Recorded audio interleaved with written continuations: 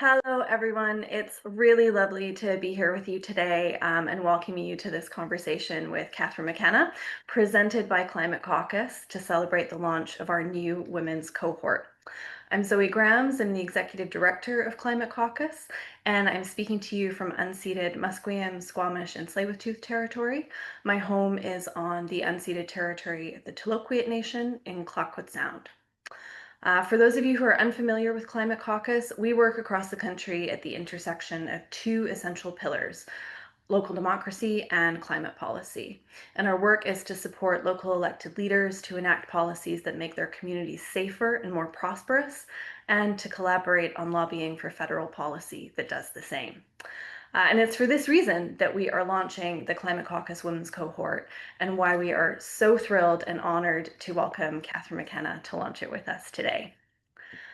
Put simply, we need to pay more attention to how many women and gender diverse folks are in politics, and we need to pay more attention to how they're treated when they're there.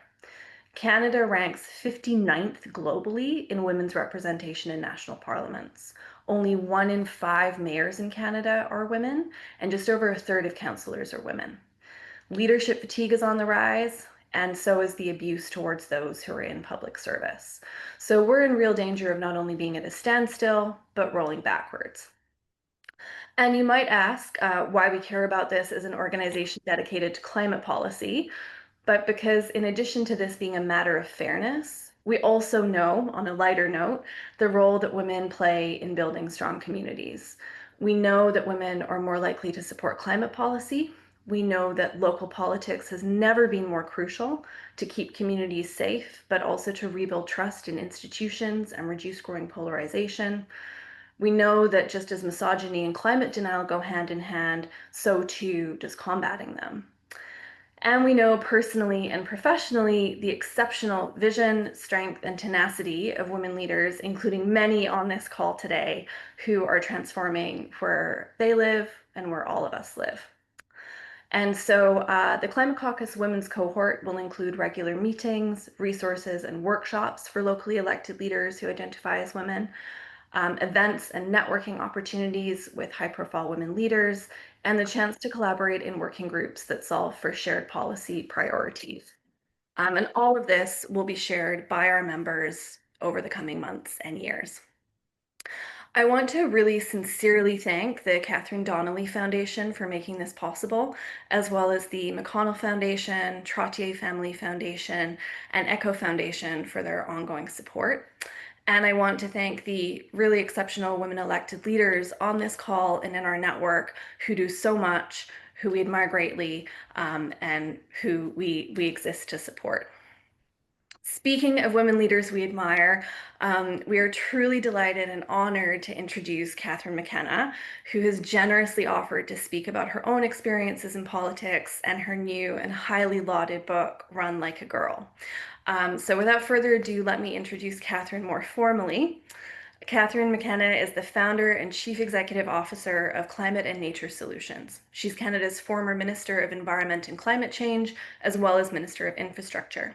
She's chair of the UN Secretary General's high-level expert group on net zero commitment of non-state entities, which released its Integrity Matters report at COP27. She founded Women Leading on Climate and is a visiting professor in practice at the Grantham Research Institute at the London School of Economics and a visiting scholar at UCLA's Law Emmett Institute and a visiting distinguished fellow at Columbia Climate School. She's the advisor to the Data Climate Steering Committee for the Macron-Bloomberg Net Zero Data Public Utility, Singapore's International Advisory Panel for Carbon Credits, the Task Force on Net Zero Policy, and the LSE Just Transition Finance Lab. She also advises many public sector boards and is a frequent speaker on climate action, net zero leadership, and women empowerment. She's a mother to 3 children, and she's an avid open water swimmer. Thank you so much, Catherine, for being here, for your exceptional leadership to date, and I'll hand it over to you. I'm thrilled to be here. One, because you have a climate caucus, so that is critically important because we need everyone to be working on climate. And two, because you have a sub caucus that are women working on climate and maybe broader diversity. And I think that's really incredibly important. And I'll come to that, why I'm going to specifically talk about, women. And just wondering, Zoe, is a hand raised? Are we okay? Yeah, folks, if you have questions for Catherine, then please put them in the Q&A function. And if you have a question about the event, put it in the chat, and we'll answer it as Climate Caucus. But we won't be taking questions until the end, and I'll be moderating that. So thanks, Catherine. No worries. So good news. I will allow a lot of time for questions because I think one, you can go buy my book. That's always great if you're an author. But two, I think it's always more interesting, probably once you've heard like the broad strokes, to ask specific questions. The slideshow is only pictures, so I'm a very visual person, and my book, as you will see, is very visual. So is the slideshow now showing? It is. Okay. So this book is actually, everyone talks about a political memoir and they want to get into the juice about, me and Justin Trudeau or Mark Carney or, or these specific things, but it's actually really a book about change. What I've learned about making change in a variety of different areas. And I'm very Gen X, so I'm not prescriptive. I just think we all need to figure out how to make positive change in our own way. And for me, obviously, I'm very focused on climate change, but that's related to many other issues, ranging from human rights to democracy. Um, Okay, I'm now trying, of course, change. Okay, so you might be like, why is there a hammer? Because I am from the hammer. There are three things you need to know about me. One, I'm from Hamilton. And the reason that's important is because I often root for the underdog. When I was in, some of you may laugh, but I would be in cabinet meetings, I would say, yeah, you know what? No one in the hammer knows what you're talking about or cares. It's kind of a good device, but it's actually true because when you're from Hamilton, you got to keep it real. And go Tiger Cats. Hopefully there's some folks from Hamilton. I don't know, but if you are, glad you could join. Two, I am of Irish descent. That is my grandfather who fought for Irish independence. So if people think that I am weak, I am not. And I would often think about, things, when things got really tough, I would think, well, on climate, it's a hard thing to tackle, but so was Irish independence. So Irish fought for centuries. So that does, kind of stiffen my spine and focus on the longer term goal. You're not going to win every battle on climate, and certainly, I've certainly seen that. But we will win. Third, I'm a swimmer. And it's funny because people always said to me, like, is the most important thing, when you got into politics, was it because you were a lawyer or you'd done international negotiations? And I said, no, it's just because I was a swimmer. And so I never really wanted to be a politician. I wanted to go to the Olympics. Spoiler alert, I did not go to the Olympics. I made Olympic trials, but I went a lot faster than I ever thought I could. But I also learned some really important lessons to politics. Probably number one, I won't say number one, but one, you got to do the work. And so when you set out to improve lives, you have to have goals, including long-term goals, like whether it's, you want to get electric buses or you want to retrofit buildings, or you want to make sure that people have housing. You have to set goals, and these are going to be stretch goals often. You're not entirely sure how you're going to get them, but then you wake up every day and you just work hard. So I think that was really important. In working on climate, I say this when I often meet with business people because they're like, oh, it's really hard. I said, no one said it would be easy. Like, this is actually a global problem but it's so consequential that we all need to work on it. So set the stretch goal, which is 1.5 degrees of warming, and then do the work. And so, yeah, I found that's always been helpful. The other thing swimming taught me was the importance of team. And you probably all know this, and team comes in many different ways. It's your political team if you got elected and you needed people who supported you to knock on doors. Certainly, I had a lot of those, and I'll talk about that. But it's also when you're trying to get things done. When you're, trying to work with your colleagues, including colleagues across the aisle. Team has to not only be, it's just, the folks that totally agree with you. As we all know, to get things done, you also have to go try to reach out to folks who may not.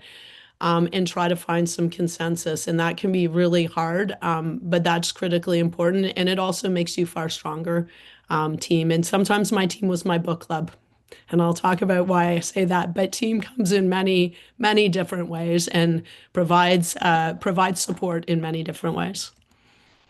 All right. So people sometimes think that I knew everything about climate change when I started as a politician. This is from, I think when I was in university, it was the first Earth Summit. It was the first time I actually started really thinking about, maybe then it was more environment. I mean, climate change, yes, but at that point it was like pollution, the environment, like saving the planet, and why could we not do that? And I think that's important because climate is complicated. And so I want people to know when I became Minister of Environment and Climate Change, I was not an expert. I was just not. I cared about it. It was one of the reasons I stepped up in politics. It was not the only reason, but I certainly cared about doing way more on climate change than the previous government was doing. But I didn't know the nuances. I didn't know the lingo. I didn't know much except from what I read and, including thinking back, that, we needed leaders to lead. And it was Severn Suzuki who really had an impression on me when she was at the first Earth Summit and talked about our leaders actually going to lead. And so you are all leaders. So I guess that's a question to me and to all of us. Are we going to lead on climate? So when I thought about getting into politics, um, as I said, everything goes back to swimming, so sorry. But this is something I had on my wall at university. It's about, it was an ad campaign by Nike. So I am kind of cheesy. And now I'm even cheesier because, when you're menopausal, you're like, anything will make you cry. But, this was on my wall and I took it out because when I decided to run in politics, it was kind of funny. Like I got two reactions by the establishment. The first reaction with the establishment was like actually for Ottawa Centre, which was an extremely tough riding. We had a very popular incumbent, Paul Dewar, NDP. His mother had been mayor, and I thought he was very good. That wasn't why I was running. I just wanted a new government, and we needed to have as many people elected so we could do that. So people said to me, well, you can never win. So that was great. And then on the flip side, they said, and we need a star candidate. And I was like, what star candidate is going to step up if you say they can't win? And it was the establishment guys. And I was like, okay, what is even a star candidate? Because I'm happy to go do the work and win the nomination. And I didn't even really understand nominations, but in a way, it was a little demoralizing because I was fighting these forces that I didn't even understand because I thought all I had to do was sign up members and get as many members as I could and, win. So I pulled this out. And for, women in politics, it's really tough. And Zoe talked about the numbers. We have too few women in politics. And it is true that people will often tell you no. You don't have the right background. You don't have the right experience. You're not a star candidate. We've got this person already, and we need to fight this. So I pulled this out, and after talking to many establishment men, to be honest, I was like, okay, I just really have to sell memberships. So I just said, I will tell them, yes, I'm running, and anyone else can run and try to win. See the competitive swimmer still there. So then actually kind of funnily enough, we kind of had a hashtag for a campaign, which was Run Like a Girl. So that is the title of the book. It's a metaphor on a number of levels. If you read my book, you'll see there's another metaphor there. But we decided that this was going to be the campaign theme. And at that point, like no one said, oh, you're too woke or that's super lame or whatever. It was just we had never had a female member of parliament in Ottawa Centre. And Run Like a Girl for me meant like I was going to do it on my terms. And that was really important to me because, like many of you, I'm sure you have other obligations, like family. I had three little kids. I also, I have parents. You might have aging parents. You might have all sorts of other obligations. So I set some ground rules, which were really important to me. And of course, that was like we were going to run an awesome campaign and do the work needed, but also that it was going to be a family-friendly campaign because I'm a mom. So my kids have to be involved, but not in a fake way. Like we're going to engage young people. And there was a whole bunch of rules. And of course, the last one was no jerks allowed on the campaign. And then I had a secret rule, which is like, I'm going to do it my way and no one's going to tell me, like, I can't do it my way. So, and obviously, like, you still have to go knock on doors and everything, but you also, I think it is important for me, is certainly being true to myself. And a lot of people said we never did it this way. And I was like, okay, well, we're going to try a different way then this time. So there are my running shoes. I had 3 pairs. I'm sure many of you had many pairs of running shoes with holes at the end. And then it's a team. So here is my awesome team. We had 400. We started 2 years ahead of the election. I had to win a nomination. And then we started super early when people are like, you can't have an office, you shouldn't do all these things. I was like, we got to win. And then it was the longest campaign in the country's history. We built up a team of 400 volunteers, partly just by knocking on doors when we couldn't even ID votes then, because people were, 2 years out, had no idea how they were going to vote. But it built a base of volunteers, and it was an amazing experience, as you all know. Like, politics at its best is transformative. And it is about engaging people to build a better world for the people who live in your community, and in tangible ways. So we had a local campaign, we had local platforms. People told me I could not have a local platform. I was like, I'm going to build footbridges. I had a whole bunch of things. And people were like, it's supposed to be the national. I was like, well, I'm trying to win here, folks. So, and I want to be judged by what I deliver on. And I'm happy to say that after the first election, we delivered on all of them we'd set out. So we win. And then the real hard work starts. And this is really obviously when my focus became solely on climate change, because and the broader portfolio. So this is me with Prime Minister at the time, Justin Trudeau. You get brought into a room, and then he sat me down and he said, you ran an awesome campaign, you did the work, and that's why I want you to be my first Minister of Environment and Climate Change. I almost fell off my chair. And so, to those of you who are like, I don't understand when environmentalists talk or what the jargon is, I was exactly like that. I was like, I had to go to the Paris Agreement negotiations. And I'm a lawyer, so I'd bind of stuff. I'm like reading. And I actually didn't know what anyone was talking about still. I think that's important. Climate is an everything thing. Talk about that, but it's hard, right? Like, it seems like a lot of jargon. But the reality, it is about really basic things that you can do we need to reduce emissions. That's a number one goal. But at the same time, we need to build more resilience, because we're seeing the impacts of climate change. And you know this, if it's extreme heat or flooding or extreme weather of any kind, fires, you need to protect people and their infrastructure, their homes, your infrastructure. So I had a steep learning curve, but I was up for the challenge. Here, yes, here I am. Can you imagine? This is like me. I've just been sworn in as a minister, and I'm leading Canada's delegation negotiating team at COP. But what is very different now, and I really lament, if you look, you find representatives from every party. We don't have anyone at the municipal level, which is too bad, but we have premiers there. We have Perry Bellegarde, he was the national chief of the Assembly of First Nations. We have Elizabeth May, who's squatting beside me. And, we have politicians that are conservatives, liberals, NDP. And that was great, because that was Team Canada. And this is why I say, even at the municipal level, to the extent, like, we really need everyone, going in the same direction, although I will be, realistic. That became extremely challenging when I was in politics later on, because elections mean that you sometimes get new governments.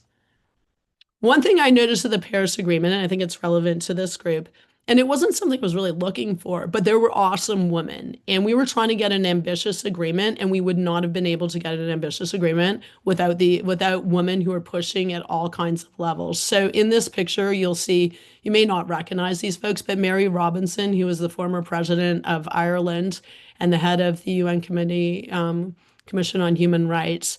And she is a climate justice advocate. So she was talking about climate as a justice issue.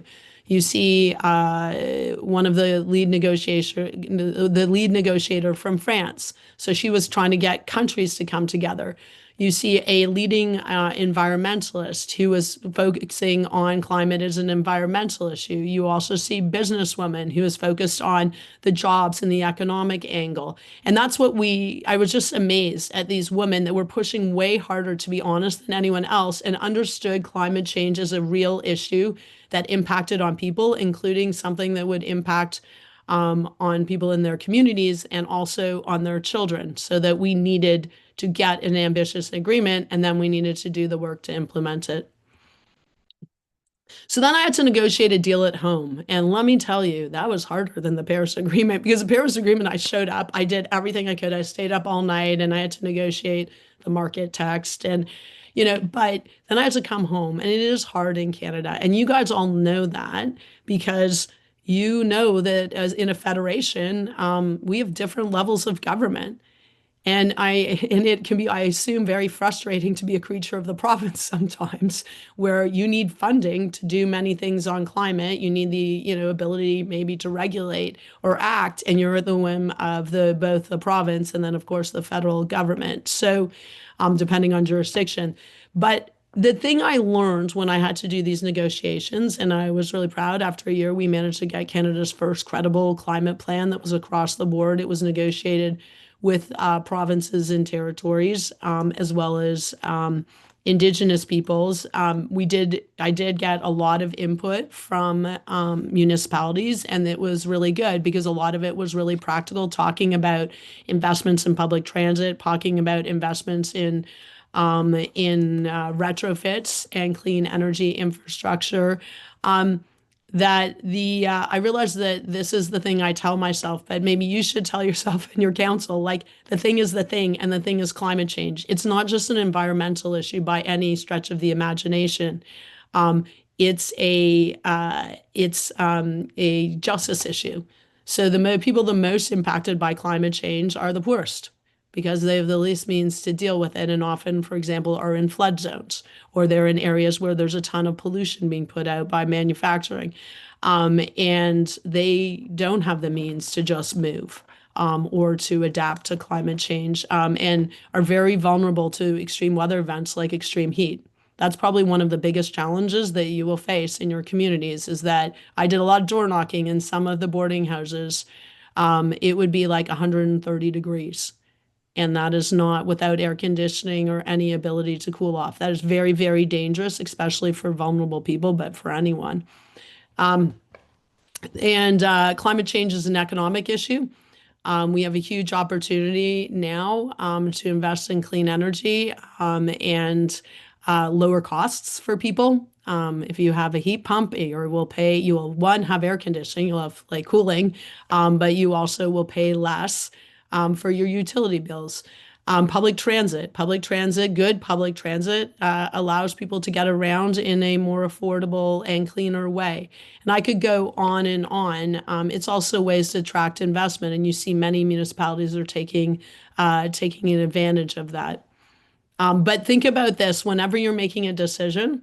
And I did this, well, I'll come to that later, but just think about climate change. Anything you make, it comes before you, potentially has a climate angle, or likely has a climate angle. Well, so I was just trying to work on climate change as a woman. It was like I didn't even wake up every day like thinking, oh, I'm a woman working on climate change. I was just like, I get a job done. And I got called Climate Barbie. And it's kind of funny now, because Barbie's super cool, because Greta Gerwig made a movie, and it's now she's a feminist icon, sort of. But I kind of knew when I was being called Climate Barbie what was being said about me, that I was a bimbo, that I was only chosen for my looks. And layered on that, there was a climate denial angle. So I was like, wow, you could put that all in a little bow. You could put misogyny and climate denial together. And it was really weird, because this started on social media, and I don't know, I was just trying to do a job, and I was quite surprised by it, but it's not at all surprising, probably not at all surprising to you, any of you now. But women in particular who worked on climate those days and environment, they suffer. Like, misogyny was a massive, massive thing linked to climate denial. I did call it out. I waited a long time before I called it out. So to the extent this is useful to anyone, I just said, like, once when it was my colleague in the House of Commons, do you use that sexist language about your daughter, mother, sister? We need more women in politics. Your sexist comments won't stop us. And what was good about that, I don't think you call it out every day, but when I called it out, I got a lot of positive feedback, including dads who stopped me in the streets and said they got their sons to, go look at that because that's how you call it a bully. And I think we do need to call out bullies more often. How did I survive? I said teams. That's my book club. So some days I would send, and maybe you do this, like this is a pro tip, like if you have a book club or whatever club or friends, I would send an SOS message with like it was just to have a reline. Come to my house for a glass of wine and chips. That's all I've got. And then, whoever would come that day after I'd had a crappy day would come. And that really actually helped me get through some hard times. Donald Trump showed up. So yes, that was Donald Trump one. We survived it. I kind of like this picture.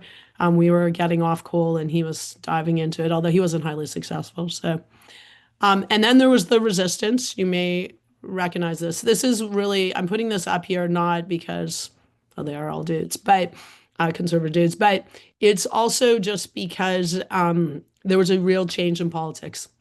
80% of Canadians lived in a jurisdiction where there was a price on pollution through the leadership of provinces. And unfortunately, then there were elections and that all changed. And I think people forget that actually we were trying to build on what was already there, that we had carbon pricing in BC, Alberta, Ontario, and Quebec. But then obviously that changed as we got new governments. So this is intended to be inspirational. Yes, it is Brian Mulroney. Yes, he is a conservative. Yes, I did a lot of work with conservative males, progressive conservatives. He told me I needed to do a revenue neutral price on pollution because that was using the market and that was the best way to make progress. But he also said something to me that's in the book. He said that, politicians, you can make a choice. Like you can actually be daring and try big things, or you can focus on polls. And then after you've gone and left office, you can think about how you may have been politically popular, but you did not do big things that mattered. So I think that was always a good reminder to me that why are we in politics? Like I wanted change. I wanted change on climate change and other issues. So don't forget that. Don't forget it. Even when it's hard, like just remember why you're there. We won carbon pricing at the Supreme Court. Great moment. Then we lost it. But there were also other amazing moments. And I think that's also important to think about. I was able to spend a lot of time in nature, in particular with Indigenous peoples. This is in the high Arctic. And nature is really important in protecting it. That's something often you have the ability to do. I'm almost at the end, so sorry, Zoe, I've got just a few more slides. One thing I did in politics, which you can think about, is I did pinky promises with kids. This is Sophia Mather. Sophia Mather was 10 years old then. She then went on to, we made a pinky promise. She wanted to work on climate. She was going to work on climate. I was going to work on climate. We are going to do our part. Sophia Mather then did the first climate strikes in North America out of Sudbury. And now you can go Google this. Sophia Mather is now 18, and the litigation against Doug Ford for not meeting his climate goals is called Mather versus the Government of Ontario. So she's doing her part on climate. And by the way, I don't owe anything to the residents of Ottawa Centre because I'm no longer a member of Parliament, but I owe everything to the promises I made those kids. So I'm still living up to my promise to work on climate. There was, yes, the C word written on my office. It's way worse. And I understand for many of you, it's probably really hard and terrible. And so I'm happy to talk about that as well. We need to do more. We need to protect politicians, in particular, people that are under threat. We need to call it out publicly because that's the only way we really can get resilience around this. We need Canadians to say we need to protect politicians and this isn't okay. And then politicians themselves need to be held accountable for what they say, including the clips that they put out on social media with personal attacks or doxing people. I got a lot more to say on that issue, and I say a lot in the book, not because I need sympathy. I don't. I'm out of politics, but we need change. This is a nice note just to show that actually most people are good because it's easy to forget that. I got a note when I left politics. I got a note from this gentleman and I was at the airport and I kind of was scared because I never know what the heck's going to happen. It'll be like explode in my face. And it was just a lovely note saying that he identified as a conservative and we probably would disagree on many things, but he did not appreciate the level of abuse that I had and he called it out. And this actually always makes me quite emotional that he felt that all the politicians, like women politicians, and broader diversity are making it easier for the next generation of women. So we should remember that most people are actually good, even though sometimes the torrent of abuse you can see online and often in person is, it's not indicative. I became Minister of Infrastructure. That's an everything thing. I mentioned that. Got out of politics. I said I was leaving, when I was done what I came to do, and I felt I was done what I came to do. Still working on climate now and many things, but I have a report going to the UN Secretary General that you may be interested. It's being released on Monday. It is about net zero commitments of cities and regions, corporations, and financial institutions. You may find it useful that if you make a net zero commitment, what is required. And I also started Women on Climate, so I'm going to leave you with that. Women are leading the new climate revolution, so let's just do it. Okay, Zoe, I am now done. 3 minutes over, sorry, but I tried. No, if you were 10 minutes over, we would still be completely wrapped. So thank you so much. It feels energizing and galvanizing and grounding to hear about your experiences. And I've just been sort of taking furious notes that I now want to have on my wall of what you're saying. There's already a few questions in the Q&A. If folks have questions, please pop it in there, and I might have a few of my own, but we'll start with the group. Um, uh, Catherine is curious about why you think governments are turning away from climate action, and ramping up LNG and fracking. What do you think is behind some of these larger political changes that we're seeing across Canada and frankly the world? I mean, if I speak specifically the Canadian context, obviously, like the situation with the US is bonkers. So that has a massive impact. We now have someone who, at least on papers, or like from what he says, I was at the UN when he was like going off, Donald Trump's going off about climate being a green scam.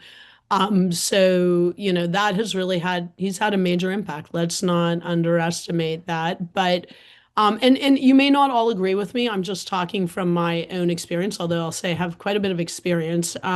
I will say that entrenched interests like fossil fuel companies, who make massive historic record profits, they don't invest in clean energy. They are demanding, more subsidies from governments. And they are the cause of the climate crisis. So they're actually asking for your tax dollars to go clean up their pollution.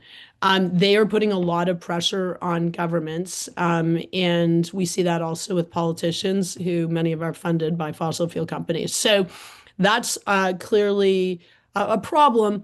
But I would just say, so in this report, I talk about 10 years back to the Paris Agreement and 10 years forward. One can't just always take one moment in time. I've seen many governments and leaders, politicians come and go in my 10 years. This is a challenging moment. But as I said to Bloomberg, I was on Bloomberg News, like the financial channel. I said, like, one thing you can bet on, because I know you guys are really into betting on things, you can bet on climate. Like, it's not going away. It's a physics issue. So politicians may make decisions, and they may not be consistent, with often they're not consistent with the science. But it's all going to come back to bite everyone, because the costs are far more expensive than we ever expected 10 years ago. Right now, we have a massive storm barreling towards Jamaica. Like, these costs are monumental. I was in LA. So you take one example of a city. LA had the wildfires. I was there in January. I could see them burning in the hills when I was speaking at UCLA. That was the largest insured losses in the US's history. And think about everyone who isn't insured or who won't be insured in the future. So climate is a real issue. And I will say at the municipal level, that, because you can't really be a climate denier, because you have to deal with the consequences of people's lives and infrastructure. It is in your face. At the federal level, maybe you can do that. But when you have a flood, when you have wildfires requiring evacuation of your community, you have extreme heat where people are at risk of dying, you can't ignore climate change. On the flip side, because we have to be positive, we have seen a massive acceleration in clean technologies. EVs, like, no one had projected this. And I'll talk about this in my report if you want to read it on Monday. But, we never expected that 1 in 5 vehicles sold would be EVs. This is largely being led by China. who've reduced the price and have made better product. Renewable energy, the cost, we are now in the sun, we are in the era of the sun. Sun is far cheaper, solar is far cheaper than any other energy source, including fossil fuels. We see battery storage far more effective. Now, of course, the challenge with all this is, we have to figure out grids, we have to figure investments in infrastructure, but we're scaling. So I think that it is a hard time, but that's because leaders aren't leading. And I know, of course, there is an inflation challenge and costs. But if you just do the math, even the direct costs, you can save money, as I said, with like heat pumps or any of the clean solutions. Um, I do think there also is the polarization makes it extremely difficult. And disinformation. We've seen a massive rise in disinformation. And I will do a shout out to C40. That's the C40 group of mayors working on climate. And they did a toolkit to talk about how to deal with disinformation, cities and regions dealing with disinformation on climate. Because, of course, it makes it a lot harder if people think that the solutions you want to promote or invest in are terrible for the environment or too expensive or whatever the argument is that is not true. I will be faster though, because I realized I can't answer all the questions that slow, or I'm just Irish. No, Catherine, thank you so much. And I'm gonna do as best as I can, kind of combining some of the questions because there's some similar themes that I'm seeing. But understandably, people are really curious to get your perspectives. I'm gonna combine, and forgive me, folks, I'm being informal. I'm using first names here, but I'm gonna combine Dorothy and Monica's questions. To ask, how do you think that we, so Climate Caucus or other environmental focused groups can gain more access at a lobbying level? Like what do you think we could be doing differently in terms of making sure that this important message from municipal leaders is heard more readily at a federal level? Well, I mean, I think we just need to make it clear that people want climate action because there's often this narrative that actually regular people don't want climate action. That's just not true. Like in the last election, people are like, they didn't care about climate action. No, well, yeah, of course, because we had to deal with Donald Trump, who was talking about, taking over our country and trying to kill our economy. So it doesn't always translate. Like I'm very cynical about a lot of public opinion polling because I could do polls that are designed like if I said, should we work on climate change or should we create jobs? Well, wow, that's just like, that's pretty clear why people will choose. So I think it is important to talk about climate change as a real issue in your communities. Two, I think I saw this with the Federation of Canadian Municipalities in our first election. They were very clear on what they wanted in terms of infrastructure investment.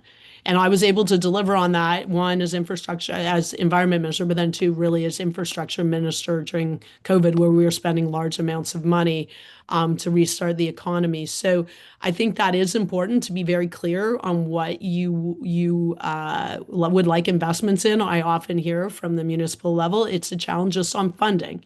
And so I think you need to be clear that you want better public transit. And I know related to that is your costs of keeping your systems going. I get it. So that is obviously important too. That's kind of, I know I'm not trying to dodge it, but province needs to often step up in that case. And they often are ideologically weirdly opposed to that. But I would just be clear, like investments I often heard in clean infrastructure, like sewage, like better sewage facilities, or it can be whatever you think is going to help you. You also should be very clear about how you will need more money to adapt to the impacts of climate change. We got to do both, and I'm really worried about regular people like dying or suffering, and as I say, extreme heat, wildfires, floods. But I think all of this is about also making it real, talking about real things in a way that real people understand. And using that voice, because I'm looking at everyone who's joined. It's amazing. You're from across the country, and it's awesome. And you represent people and are far closer to the people than many, federal and even provincial politicians. So I think you represent the voice of a lot of people. And so I think just making clear that people in your communities want action on climate change and they want specific things, so that it keeps it real and tangible. Because it's very easy for the federal government or others to say, I don't know what you're talking about, like climate action. What is that? But there are many ways. And I also just, when I was infrastructure minister, I would always frame any money that was spent on infrastructure had to achieve three goals. And I think it's useful to always frame this because then people get it. One, create jobs and grow the economy. Two, tackle climate change.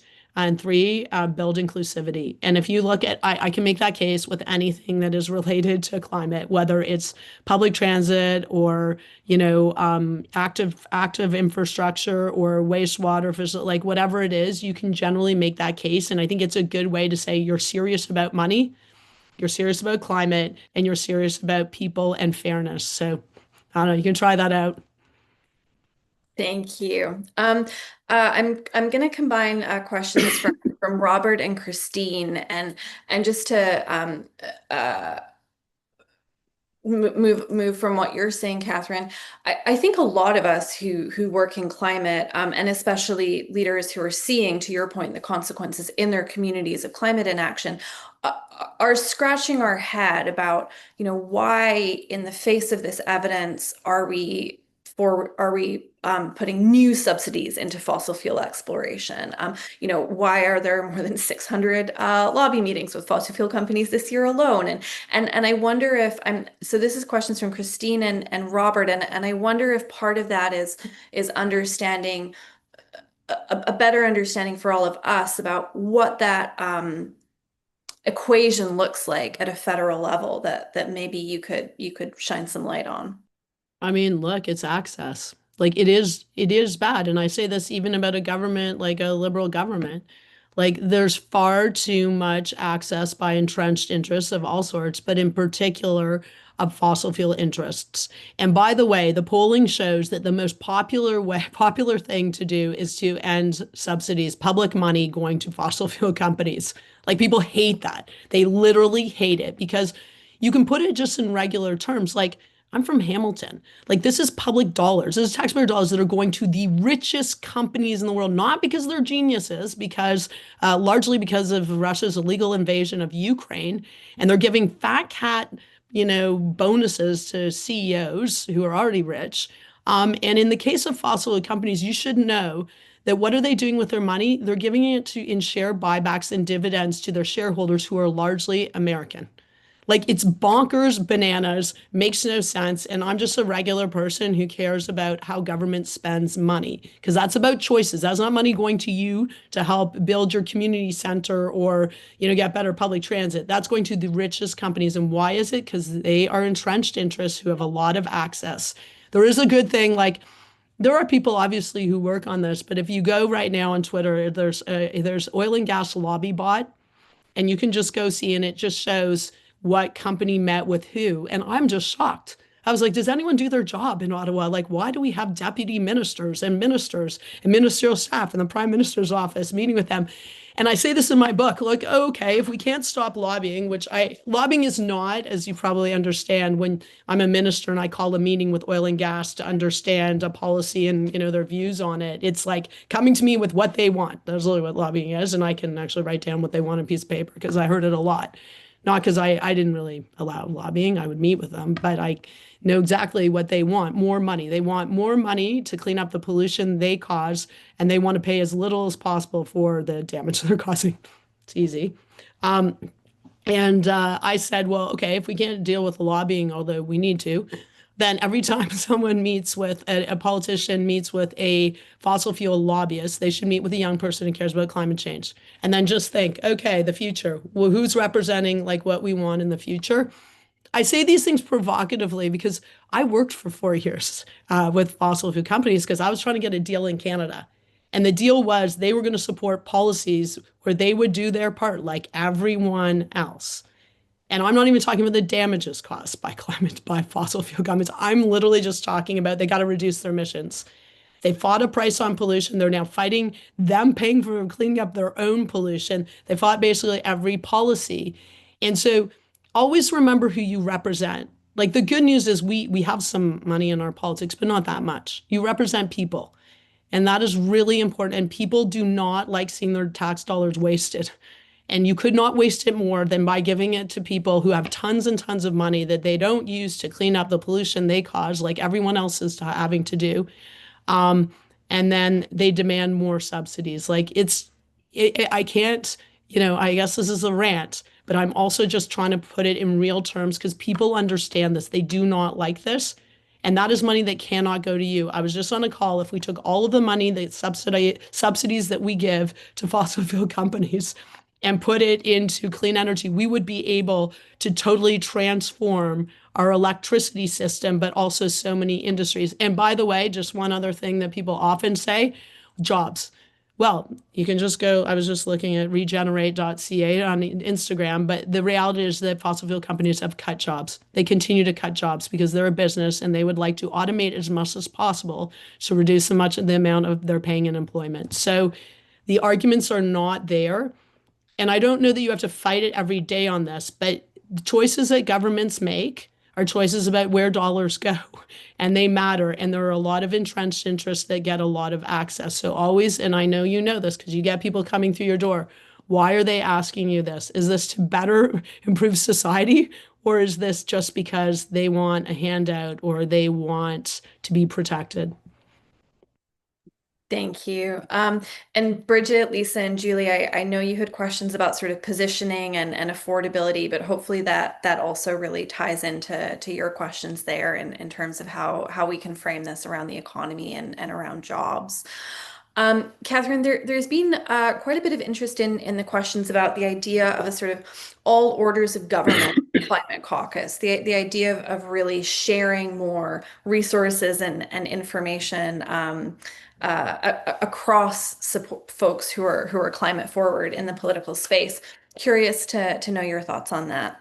I mean, I think it's a brilliant idea. And in fact, I believe a friend of mine who's a climate advocate, her name is Desiree McGraw, and she's a member of the Quebec legislature, provincial legislature. I think she's working on this. I think it's incredibly important that we work about both across party lines, like however, like there, unfortunately, right now, the federal level is very hard.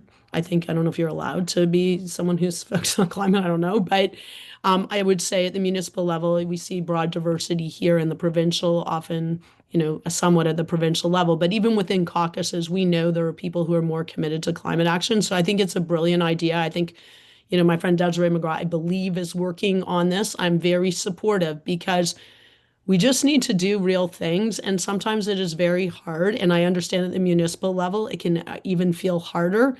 But I think all solutions, like when people come to your office, you can't just say, oh, well, actually, that's not my jurisdiction. I learned that pretty fast. So I think we need to figure out how to solve problems and big problems like climate change. And so, I think it's a great idea. And I think it would make a humongous difference to our politics, where we have people across party lines at different levels just saying we got to move ahead because often it's the loudest voices. And that's not really what it should be. It should be the mass of people that are trying to move forward. And you can learn a lot. And everyone doesn't have to agree on every single solution. I don't really care about that. We just need to reduce our emissions and we need to move the money from dirty to clean. And we need to protect people from the impacts of climate change. Thanks, Catherine. Okay, I mean, so many questions here. I think something that's come up for a few folks, and forgive me, I've lost the names for now, is around climate denial and sort of out and out denial. It seems like folks in multiple municipalities are facing this. How do we deal with not only different priorities, but different ideologies and different sort of epistemological stances? Well, I mean, part of it, as I said, is tied up to disinformation, and people are being radicalized online is just is a thing, and the amount of climate disinformation is massive. So that's a real challenge, right? Like, so I do talk about this in my report. One of the recommendations is a little bit out there, but I put it in anyways. We've got to deal with climate disinformation and promote truth.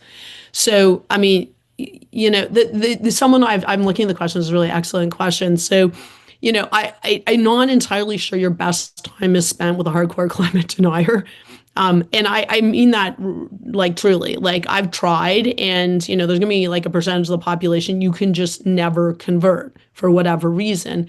But I think that actually talking about solutions and talking about like, how they improve lives or reduce costs, like talking about real things that people can actually understand, or what you imagine a better future is. It means cleaner air, it means cleaner water, it means, better infrastructure, it means more parks, it means like whatever it is.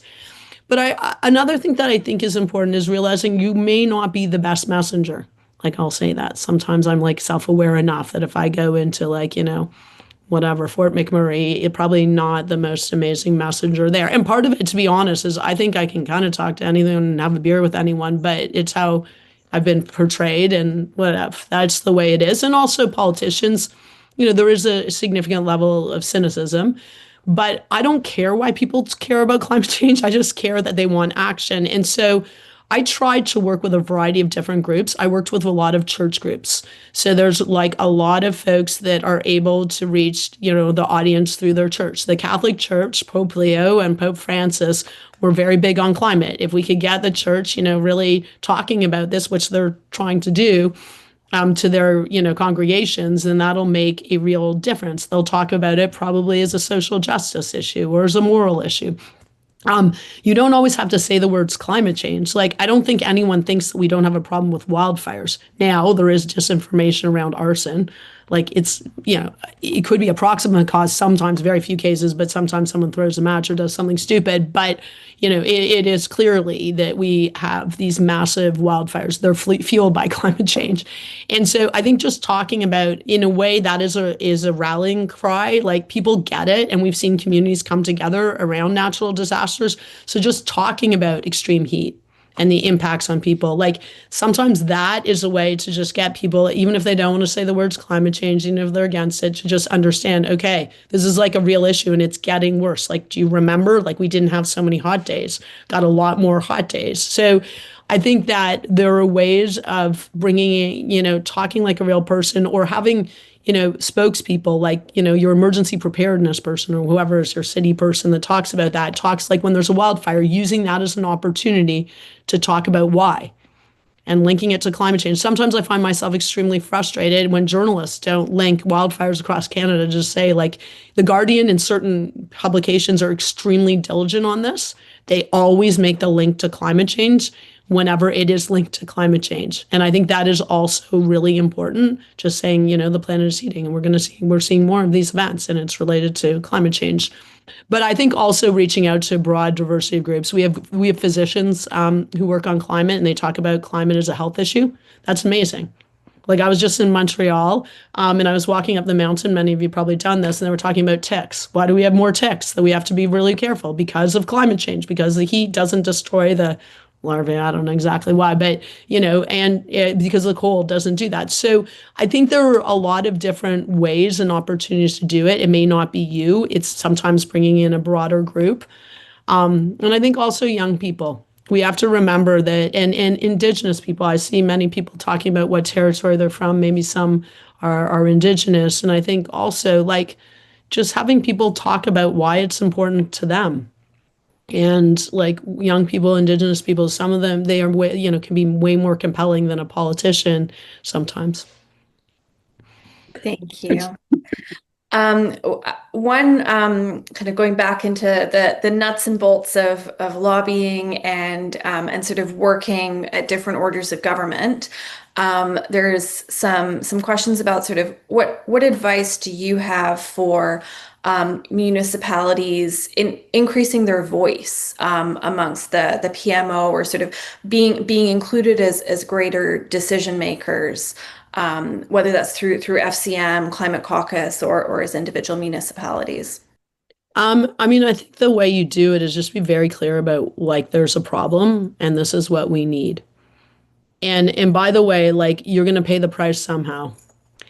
And I think that like, because often, if you're a minister and someone comes to your office and cares about an issue but isn't very clear about what they need, you meet with them and you're like, okay, great, check the box. Like, I think it is really being in group, right? That's why the FCM was so useful, because they demanded that we invest more money in housing, more money in clean infrastructure, and there was something else. They had three things: public transit.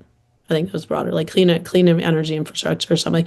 And it was very, very clear. And they used their lobbying force. Like there was a lot of them, and a lot of them came with the same message and said, we need this. And they made a business, they made a case, right? It wasn't just like, we need this for like whatever. But I think that's just way more effective, because there is really strength in numbers. And then using your, like, we represent X number of people. Like federal politicians have to care about those same people. They're like elected by them too. So I do think that coordinated action, but consistent. Remember, every day fossil fuel companies are coming in, knock, knock, knock, and saying, give us money. So you're competing against their money. Like it's binary, right? Like it's a zero sum game. They get the money, you won't get the money. And so, and they're making their case. You make the case for your community, and you make it very clear that those are the same people that elected these people, right?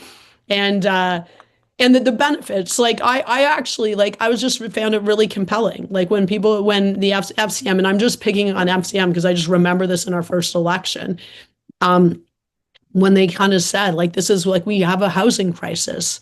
We really need investments, and like they had stats and why it would grow the economy, and how, like, as I say, do it in three frames if you want: grow the economy, create jobs, tackle climate change, and build inclusive communities, or tackle inequality, however you want to put it. I found their case really compelling, and I think my colleagues did too. We are working in an environment with less money, so you do have to be aware that there is less money out there, but these are real challenges, and you need to make them very real. Like, and I don't want to threaten people with consequences, but the consequences, you won't get elected again. And I do think that that is always a concern, that, you can't just say you care about climate change and go in the opposite direction. And so I think, and I think just raising it on people's agenda, like including your own communities. So the more people care about climate change and talk about it, and by the way, every year we have wildfires, like it's going to be a thing. It's only going to get, like, they're going to have extreme weather. So there are opportunities then to raise it with the government and talk about when those incidents happen. I've heard people say it's unseemly to talk about it when things happen. I'm like, okay, do you know politics?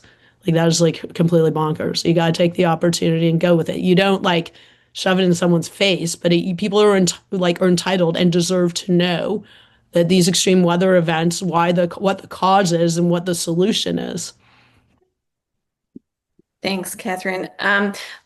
I feel terrible saying this, but we're already at the top of the hour, and I'm sorry that we couldn't get to everybody's questions. I feel like we could have, we could have taken all day of your time, Catherine. But I do just want to briefly mention that we do have our Women's Caucus kickoff call on November 4th. It starts at 10 a.m. PT, 11 Mountain Time, 2 p.m. Eastern. So please, let's keep the conversation going. Let's keep these questions going. We also have a mis and disinformation kickoff working group. And if any of these questions are still lingering for you, even if we're not able to receive Catherine's wisdom, then we'd love to help answer them for and with you in other ways. But in the meantime, Catherine, thank you so much. I feel so, I think I used this word already, but energized moving into this week. And it's just been fascinating and a font of knowledge, and also just really reinvigorating, which I think is what a lot of us need in these times. So thank you sincerely to you. I want to say thank you to the Catherine Donnelly Foundation, who have made the Women's Caucus possible for us. Please, folks, pick up a copy of Run Like a Girl from your local independent bookshop, wherever that may be. You can see it here. It's got a lot of pictures because you're probably really busy people.